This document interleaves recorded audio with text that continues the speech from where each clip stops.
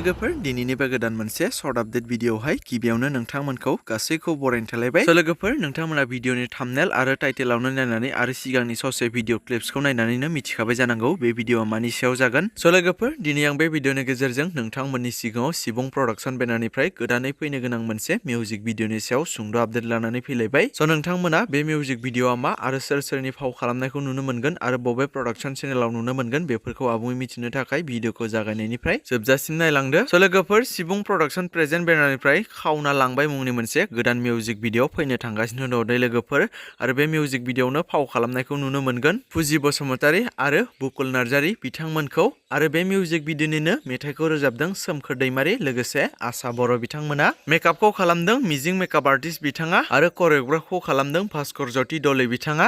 लोगोफोर बिथांमोननि बे गोदानै फैनो गोनां खावना लांबाय मिउजिक भिडिअआ थाबैनो नोंथांमोननि सिगाङाव फैनो थांगासिनो दं लोगोफोर आरो नोंथांमोना थाबैनो बे मिउजिक भिडिअखौ नुनो मोनगोन।